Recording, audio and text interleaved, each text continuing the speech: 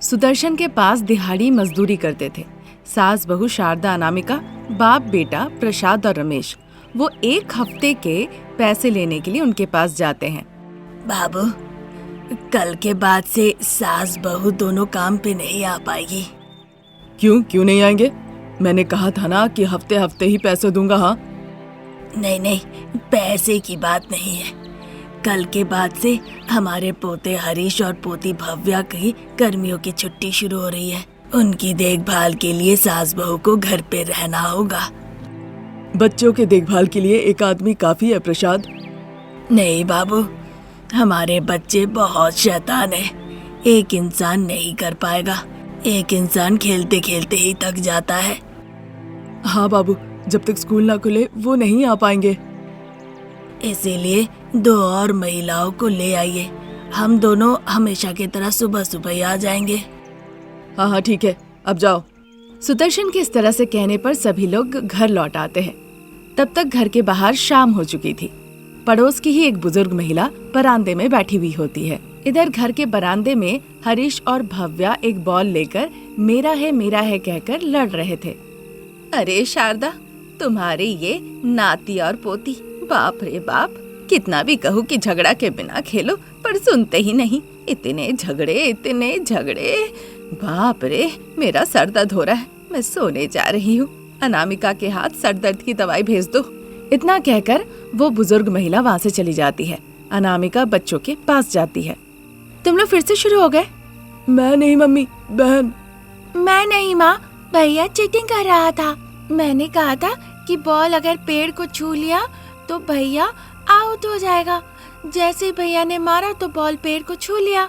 अब बताओ वो आउट है कि नहीं? अभी बहुत खेलना हो गया, चलो होमवर्क करो। होमवर्क नहीं करोगे तो कल क्लास टीचर सबके सामने तुम लोगों की पिटाई करेगी। इतना कहकर अनामिका दोनों बच्चों को घर के अंदर भेज देती है। वही बरामदे में प्रसाद और रमेश खटिए पे बैठे हुए थे। बहू, मैं बच्चों को देखती हूँ, तुम खाना पकाओ। ठीक है माँ जी। इतना कह के अनामिका जाके लकड़ी के चूल्हे के पास बैठ जाती है। घर के अंदर शारदा और बच्चे बिछावन के ऊपर बैठकर बातचीत कर रहे होते हैं। इसी तरह 1 घंटा निकल जाता है। सभी लोग बैठकर खाना खाते हैं और ऐसे ही वो रात निकल जाती है। अगले दिन सुबह सुबह उठकर प्रसाद और रमेश काम पे चले जाते हैं। आंगन में सास बहू बैठ के बातचीत करने लगती है। तभी हवाई जहाज को आसमान में उड़ते हुए देख दोनों बच्चे कहने लगते हैं, भैया वो बड़ा सा एरोप्लेन मेरा है। नहीं बहन, वो मेरा है। तुम छोटी हो ना, तुम्हारे लिए छोटा एरोप्लेन। मैं बड़ा हूँ ना, इसीलिए मेरा बड़ा एरोप्लेन। मुझे छोटा एरोप्लेन नहीं चाहिए, मुझे बड़ा एरोप्लेन चाहिए। लेकिन बहन, एरोप्लेन बड़ा हो या छोटा, हम दोनों जा सकते हैं और दोनों खेल सकते हैं। हाँ भैया, मुझे भी एक एरोप्लेन चाहिए। मुझे भी एरोप्लेन चाहिए बहन। फिर देर किस बात की भैया? मम्मी दादी दोनों घर पे है ना? चलो चल के पूछते हैं। हाँ बहन, चलो चल के पूछते हैं। इस तरह भाई बहन दोनों चर्चा करते हैं और पूछने के लिए सीधा दादी और माँ के पास जाते हैं। माँ, मेरे और भैया को एक एरोप्लेन चाहिए, हमें एरोप्लेन दिला दो ना। हाँ माँ, वैसे भी अभी हमारी गर्मियों की छुट्टी है, हम दोनों को कैसे भी आप लोग एक एरोप्लेन दिला ही दो। अब भव्या, हरीश, दोनों बदमाशी मत करो, जाओ जाके खेलो। दादी माँ, मुझे और बहन को एक एरोप्लेन दिला दो ना। ये कह ही रहा था कि तब तक एक और हवाई जहाज उड़ते हुए उनके घर के ऊपर से जाने लगता है। हरीश और भव्या बहुत खुश होते हैं और हवाई जहाज की तरफ भाग के जाने लगते हैं। इसी तरह दिन निकल रहे थे। धीरे धीरे हरीश और भव्या के मन में हवाई जहाज के प्रति एक अलग इंटरेस्ट जागना शुरू किया।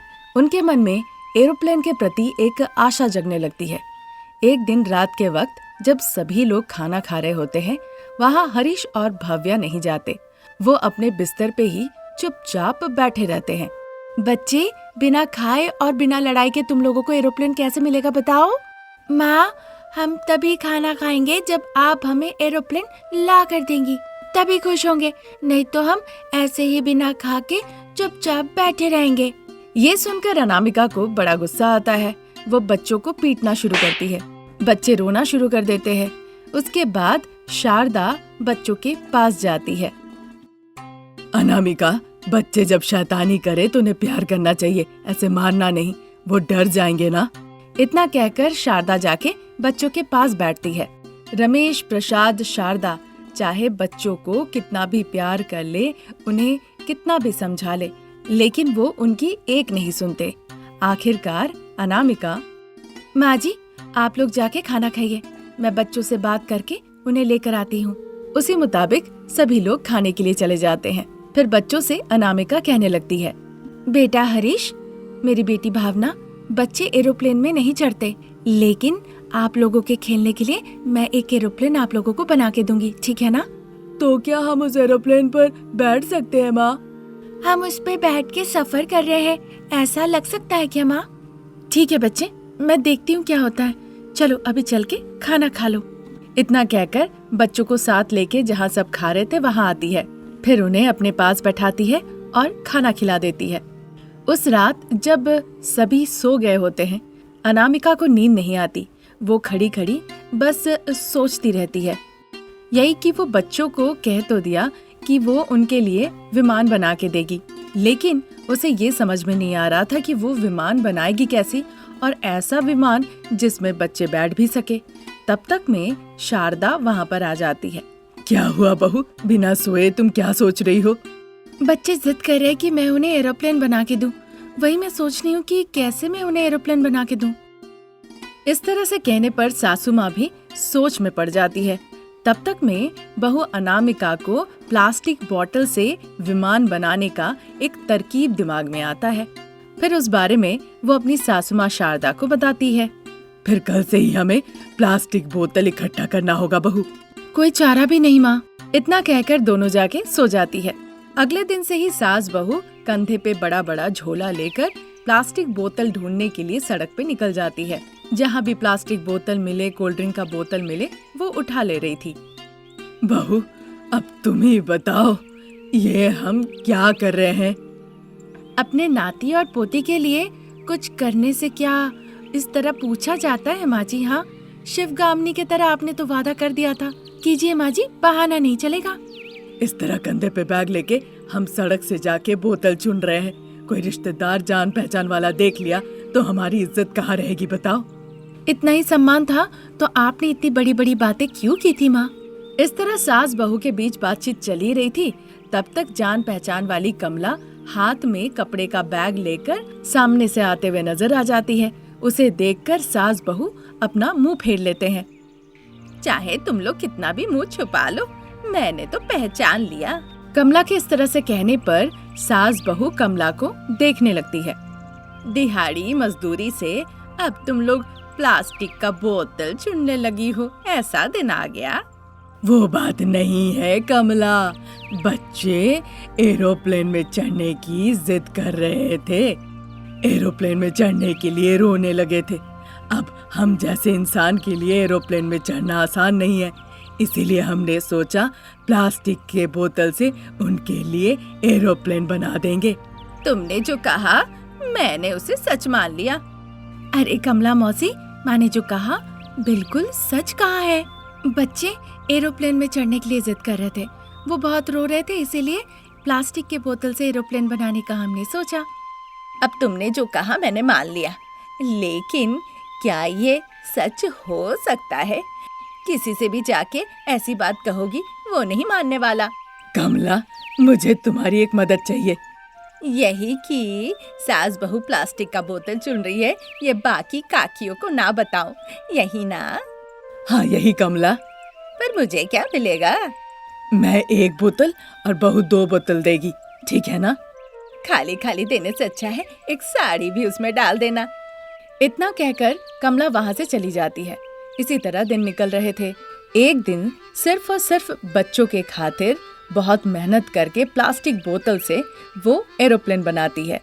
देखकर दोनों बच्चे बहुत खुश हो जाते हैं। फिर दोनों बच्चे जाके उस एरोप्लेन में बैठते हैं। बहन, ये एरोप्लेन बहुत अच्छा है ना? हाँ भैया, बहुत अच्छा है।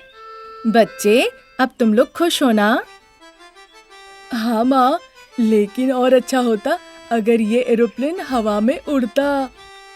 सही में माँ, बहुत अच्छा होता। मुझे पहले से पता था तुम लोग वही कहोगे, इसीलिए पहले से बंदोबस्त करके रखी हूँ। इस तरह कहने के बाद सास बहू के बनाए हुए प्लास्टिक बोतल वाला एरोप्लेन को वो दोनों पेड़ के बीच में बांध देती है। बच्चे जाके उस पे बैठ जाते हैं।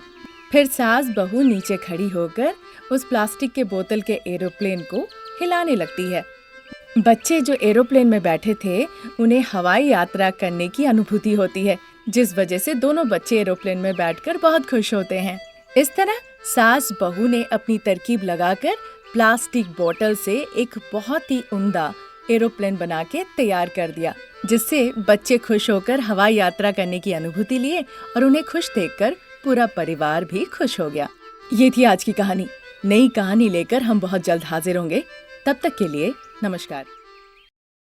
वो एक सरकारी अस्पताल था। जनरल वार्ड में खिड़की के पास 30 साल का रमेश आंखें बंद करके लेटा हुआ था। उसके हाथों में सलाइन चल रहा था। बिल्कुल उसके बगल में फटी हुई साड़ी पहनकर बैठी माँ शारदा रो रही होती है। ये तुमने क्या किया? तुम्हें कोई परेशानी थी?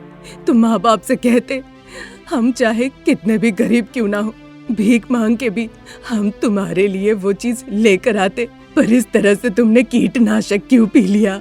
इतना कहकर दुखी हो रही थी, तब तक फटे कपड़े में प्रसाद हाथ में एक टिफिन का कवर लेके वहाँ आते हैं। दुखी मत हो शारदा, डॉक्टर ने कहा कि बेटा बिल्कुल ठीक हो जाएगा। पाइप की मदद से डॉक्टर साहब पेट के अंदर से सारा जहर निकाल देंगे। 1 घंटे में होश में वो आ जाएगा।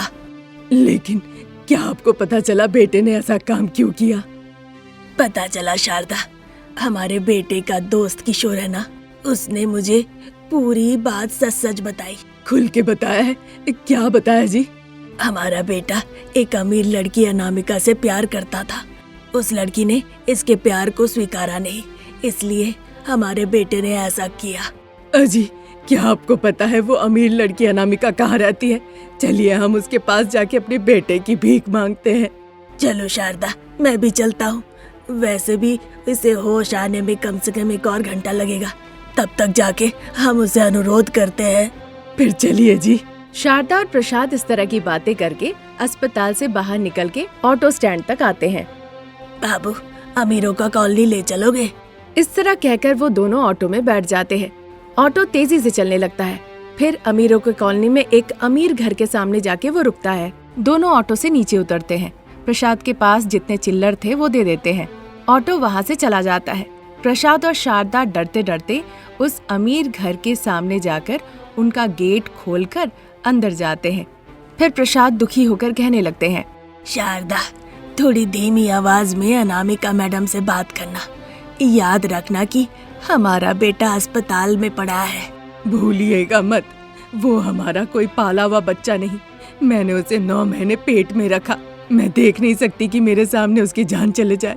मैं अनामिका मैडम के पैर पकड़ के अनुरोध करूंगी। इस तरह चर्चा करते हुए दोनों दरवाजे की तरफ जाने लगते हैं। वो जाके दरवाजा खटखटाते हैं।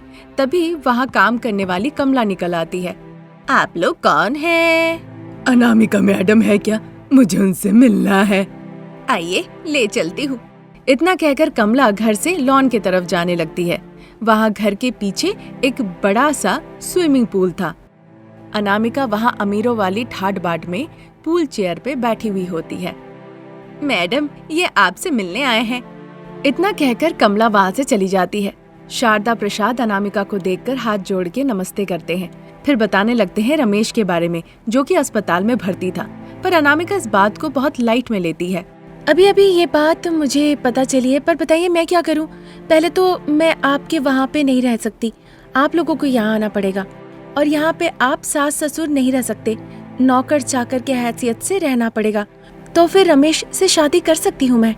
इस तरह से कहने पर शारदा और प्रसाद राजी हो जाते हैं, ये सोचकर कि कम से कम बेटा तो जिंदा रहेगा और अपनी पसंदीदा लड़की के साथ वो खुश भी रहेगा। इसलिए अमीर अनामिका के सारे शर्त वो दोनों मान लेते हैं। फिर अनामिका उन दोनों को कार में बैठाकर सीधा अस्पताल ले आती है। रमेश बिस्तर पे आंखें खोलकर लेटा हुआ था। अपने माता पिता के साथ साथ वो अनामिका को देखता है। रमेश, तुम्हारे माँ पिताजी दोनों को मेरे सारे शर्त मंजूर है, इसीलिए मैं भी तुमसे शादी के लिए तैयार हूँ। ये कहने पर रमेश बहुत खुश हो जाता है। फिर एक दिन अच्छा मुहूर्त देखकर बड़े से फंक्शन हॉल में अमीर अनामिका और गरीब रमेश की धूमधाम से शादी होती है। फिर रमेश घर जमाई होकर शहर में आ जाता है। शारदा और प्रसाद घर के नौकर चाकर हो जाते हैं। शारदा घर का काम काज खाना पकाने लगती है और प्रसाद बगीचे में माली का काम करने लगते हैं। अगर कुछ खाना बचता था वो खाते थे, पानी पीते थे और किचन में ही दोनों सो जाते थे। एक दिन रात के वक्त वो दोनों किचन में सो रहे होते हैं। रमेश पानी पीने के लिए नींद से उठ के रात में किचन में जाता है। अजी, आप मेरी एक मदद करेंगे? क्या शारदा, आज अचानक से ऐसी बात कर रही हो? मैं क्या कोई बाहर वाला हूँ क्या? बेवकूफ। बताओ, प्रसाद तुम्हारे साथ है, क्या चाहिए खुल के बताओ। अगर आपको कभी बेटा दिखे तो उसे कहिएगा ना मुझसे बात करे। ये बात सुन के प्रसाद के मन में बहुत चिंता होने लगती है। ये तुम क्या पूछ रही हो शारदा? हाँ जी, आपको पता है क्या, घर आने के बाद बेटे ने हमसे क्या कहा था? बहुत हो गया माँ, कोई जरूरत नहीं। अनामिका ने ये मांगा वो मांगा, तुम्हें बस जितना आता है उतना ही तुम कहा करो। शारदा की ये बात सुन के रमेश के आंखों से पानी निकल आते हैं और वो मन ही मन, माफ कीजिएगा माँ, मैं चाहता हूँ कि आप लोगों से प्यार से बात करूं, पर परिस्थिति वैसी यहाँ पे नहीं है। वो मुझे हमेशा ब्लैकमेल करती है। अगर मैं उसकी बात नहीं सुना तो वो तुम लोगों को इस घर से बाहर निकाल देगी। इसलिए मैं आप लोगों से ठीक से बात नहीं कर सकता। अब क्या करूं? मैं भी चाहता हूं कि आप लोगों को अपने आंखों के सामने देखना। इस तरह सोचकर वो अपने कमरे में चला जाता है। उधर शारदा प्रसाद भी बातचीत करने के बाद सो जाते हैं। एक दिन सोफा पे बैठी अनामिका चाय पी रही होती है और जानबूझ के अपना कप तोड़ देती है। पूरा चाय घर पे गिर जाता है। चाय की कप टूटने की आवाज सुन के शारदा किचन से, प्रसाद बगीचे से और बेडरूम से रमेश भागते हुए अनामिका के पास आते हैं। फिर गुस्से से अनामिका देखते हुए, ये क्या है शारदा, तुम्हारा दिमाग कहाँ रहता है? तुम्हें पता नहीं है चाय में कितनी चीनी दी जाती है? ऐसी चाय बनती है? हाँ? ये सुन के शारदा घबराने लगती है, कहीं बहू बेटे के सामने ही ना मार दे। माफ कर दो बहू। अगर आइंदा ऐसा हुआ ना तो तुम दोनों को इस घर से बाहर निकाल दूंगी। दिमाग रख के काम करना यहाँ पे। ठीक है बहू। कहा था तुम लोगों को स्विमिंग पूल साफ करने, हो गया क्या? अभी तक नहीं बहू, अभी जाके कर देती हूँ। तुम लोग यहाँ पे कोई काम ठीक से नहीं करते। मुफ्त की रोटी तोड़ रहे हो। 5 मिनट के अंदर स्विमिंग पूल साफ होना है और नहीं तो। अमीर बहुरानी इस तरह से वार्निंग देती है और सीधा वहाँ से बेडरूम चली जाती है। रमेश अपनी माँ को इस हालत में देखता है पर बिना कुछ कहे हुए सीधा अनामिका के पास चला जाता है। शारदा पहले पूरे घर को साफ करती है, जहाँ चाय गिरा हुआ था चाय के निशान को मिटाती है। उसके बाद वो स्विमिंग पूल में चली जाती है। नेट लेके पूरा स्विंग बहुत अच्छे से साफ करती है शारदा। थोड़ी देर के बाद अनामिका वहाँ पे जाती है। शारदा, स्विमिंग खत्म होने के बाद मेरे लिए ठंडा ठंडा जूस ला के देना।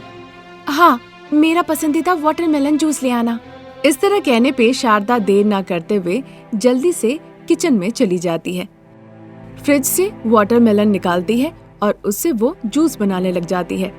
जूस बनाने के बाद ग्लास में लेके वो स्विमिंग पूल में चली जाती है। अनामिका वहाँ पे स्विमिंग कर रही होती है। बहू, मैं तुम्हारे लिए जूस लाई हूँ। आ रही हूँ, आप वहीं पे रहिए। इतना कहकर अनामिका स्विमिंग पूल से बाहर निकल के वहाँ पे पूल चेयर के पास जाके बैठती है। ये देखकर जूस लेके शारदा उसके पास जाती है। उसके हाथ से जूस लेके वो एक सिप लगाती है और फिर शारदा को देखते हुए, शारदा, अंदर जाके रमेश को बोलो कि वो मेरे लिए फेशियल किट लेकर आए और तुम जाके थोड़ा खीरा काट के लेकर आओ। अच्छा ठीक है बहू। इतना कहकर शारदा वहाँ से चली जाती है।